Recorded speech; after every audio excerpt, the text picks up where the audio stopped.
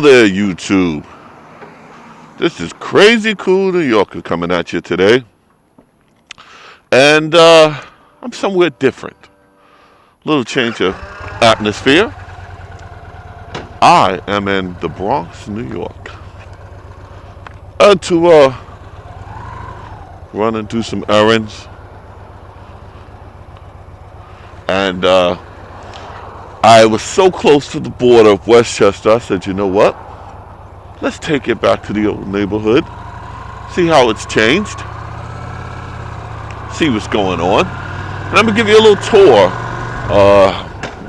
of where I grew up. You know, this is the Bronx. Let's see here. This block here actually is where, when I was younger, I was into filming. And right here was where it all began for me. I was shooting a pilot, and I can't remember the name of it, but it was a college kid, and he was getting into the film industry as well.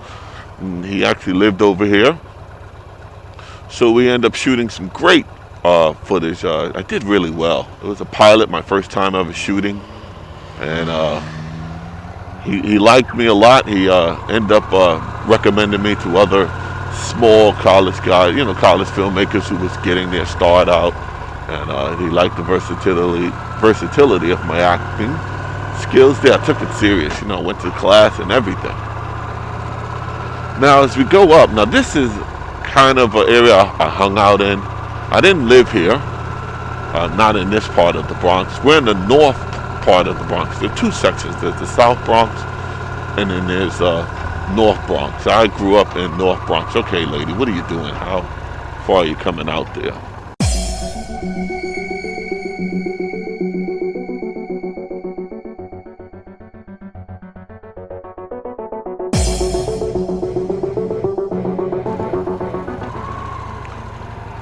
Here's Woodlawn Cemetery. This is where Mike Tyson's mom is buried. And a lot of other famous singers. That famous opera singer is buried here as well.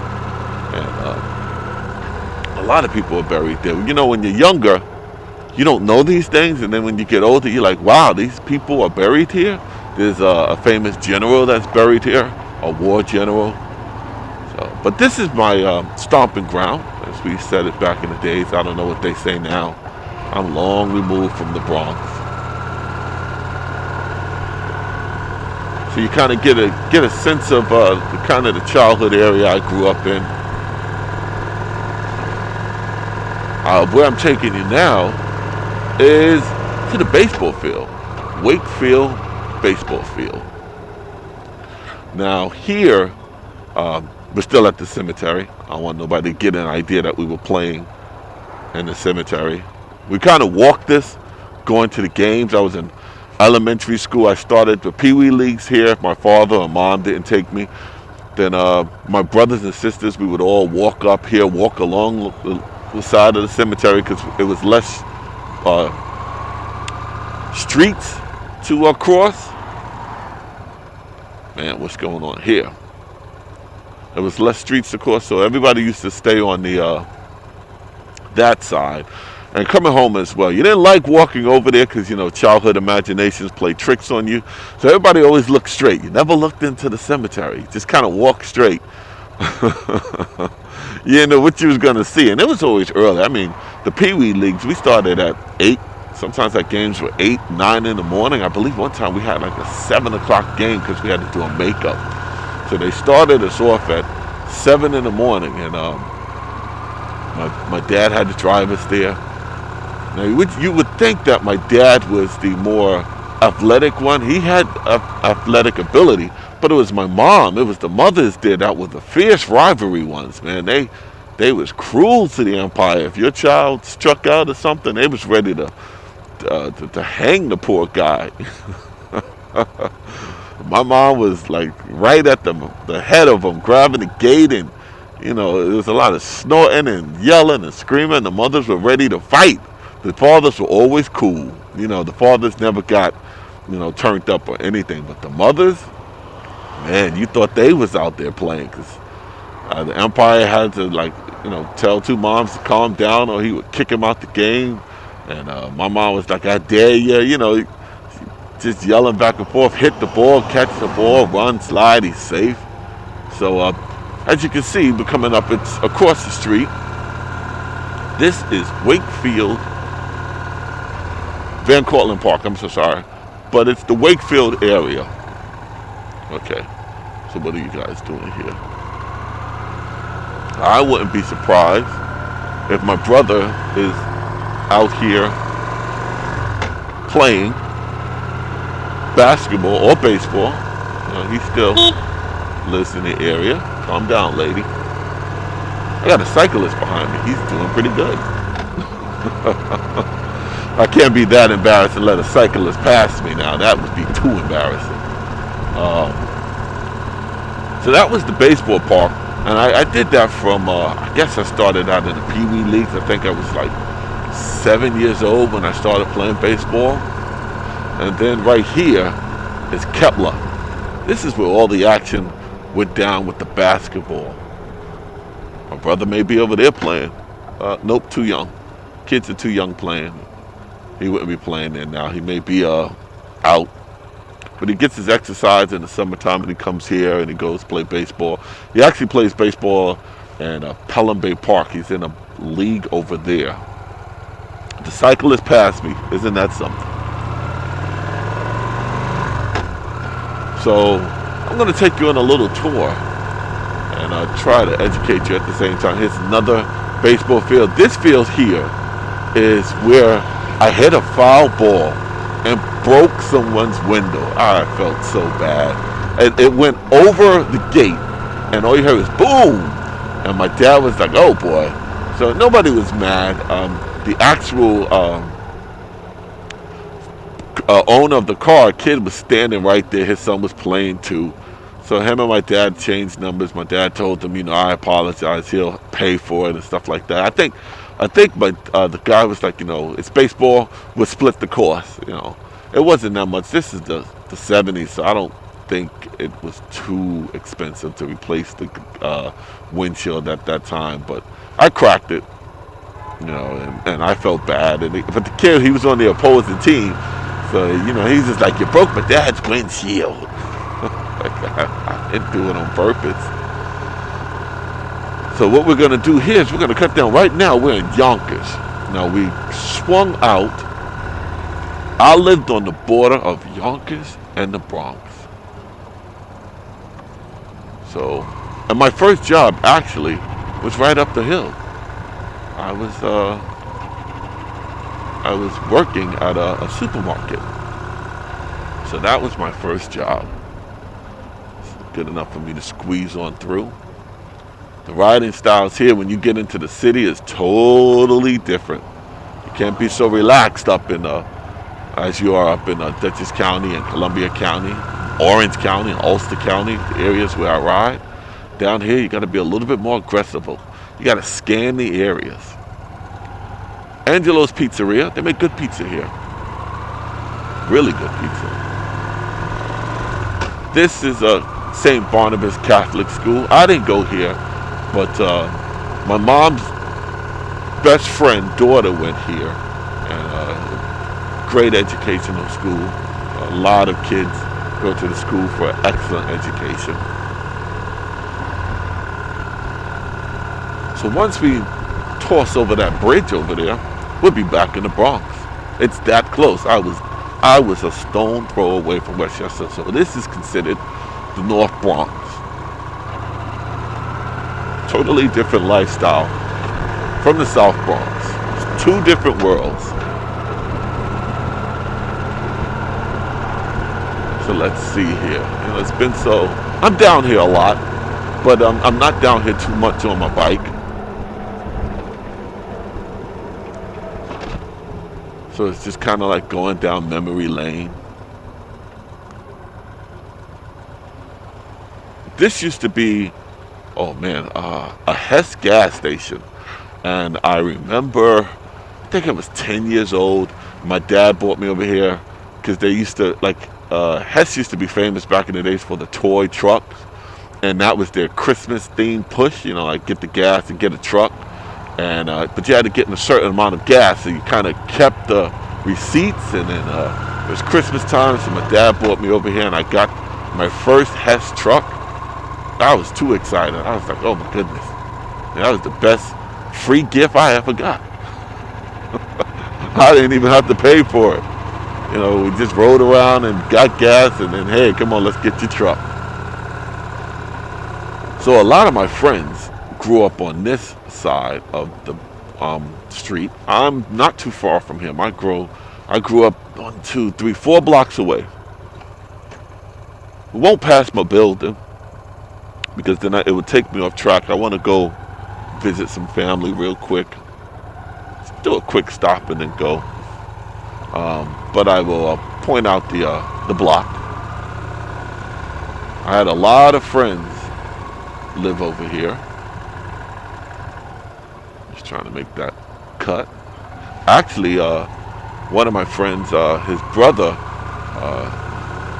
worked for Bad Boys Entertainment. So I'm not even sure if he still lives here. He probably does. He was young when he got signed too, and we was all like, wow, he worked for Puff Daddy? we was amazed. He was a producer. You know, he started in his house and he went on. And then kept it going. That store changed hands so many times. I used to hang out on this block a lot. Good family friend used to live here. They done moved on. Unfortunately, their mother passed away, and then the father passed away, and the daughter moved on. You know, she had enough of this area. I just stopped, buddy. Take it easy.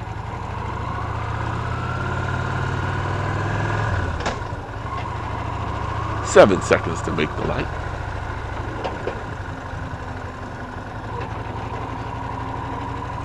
Montefiore, a hospital where my younger brother was born. Oh, we just passed my block. I was so caught up in the hospital, I forgot to show you my block. But I used to walk to school along here. I was very close to the elementary school. And I would cross the street over here. My mom would make sure I stayed on this side so I wasn't crossing any streets. And this is my elementary school. A lot of fun in this school. Now it's the Hector Fontes School or something of that nature. Back in the days, it was just called PS 103. Then, you know, people donate money and do all this other stuff, and they changed the name. Down there's Bronx Park. It was a great, see the side of the school. The schoolyard was also the same length. And we were crazy back in the days. We used to jump off this high wall. I was like, I look at that wall now, and I'm like, I must have been out of my mind jumping off of that. And my best friend used to live in this building. He lives in Manhattan now. Childhood best friend. Maybe his mom still lives there. I'm not sure.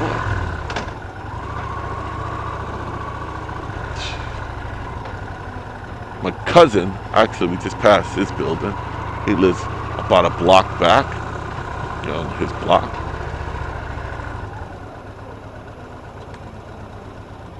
And used to walk this way.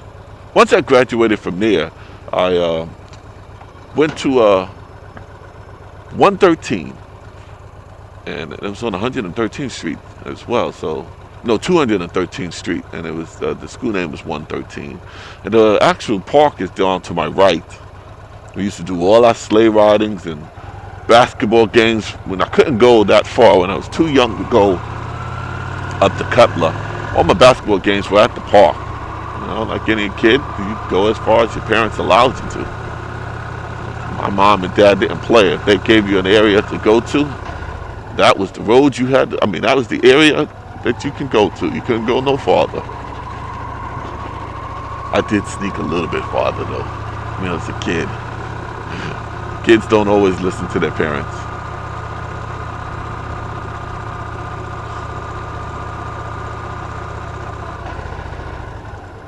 Oh man, this brings back memories. And it's kind of weird because I'm not used to all of this. I mean, it's the same. He's not going to stop.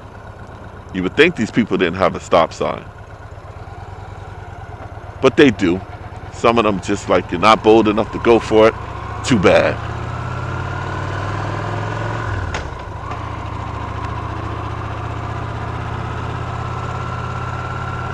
And this is probably what you guys see, when you think of New York City. I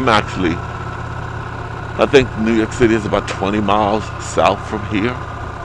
So this is the L. We called it the L because it was under the train station. So if you said I'm walking under the L, it meant you was walking under the train station.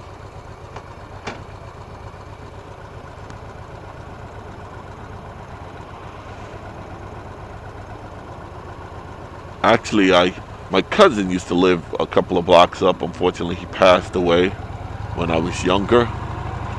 And this whole area was a lot different back in the 70s and 80s. In the 70s, it was nice. In the 80s, it was like, oh my goodness, what's going on? And then in the 90s, it cleaned back up really nice. And then I think it's in between. I don't know how the area is that much right now these days. I don't hang out over here.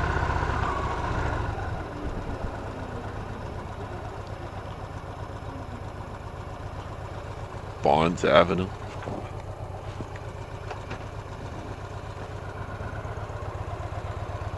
I'll end up. Gentleman is on his scooter. He's getting his scooter on.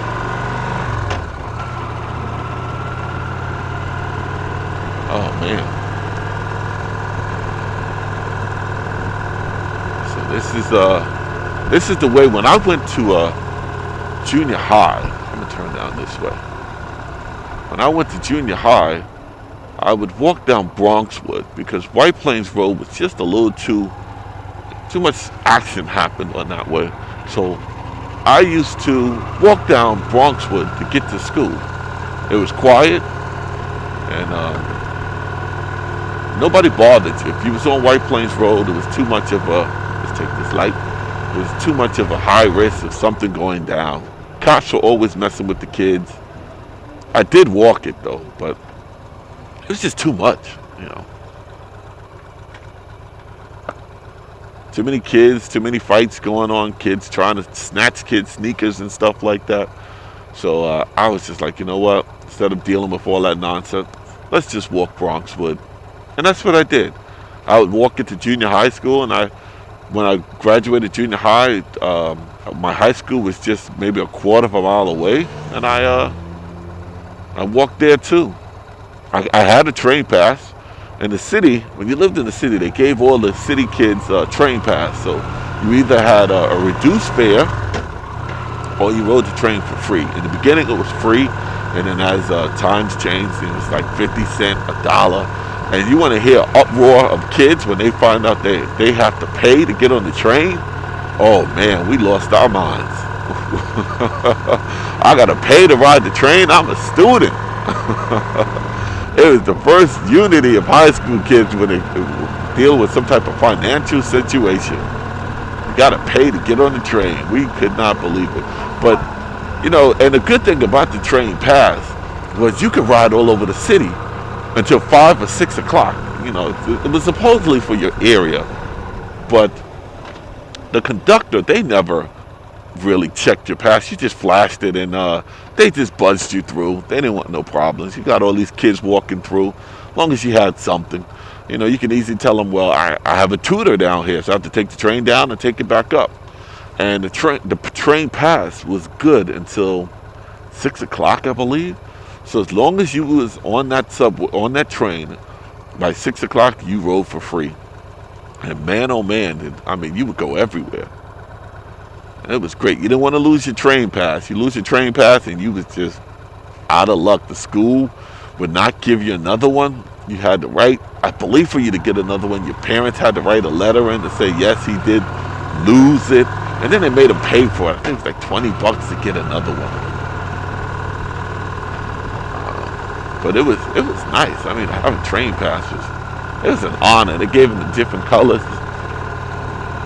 This was my high school. Great school. A lot of fun in this school.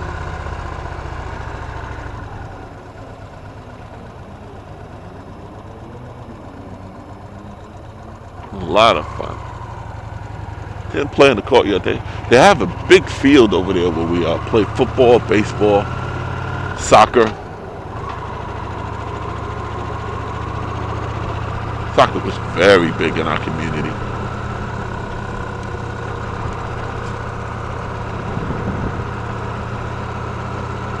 On this block this is Burke Avenue.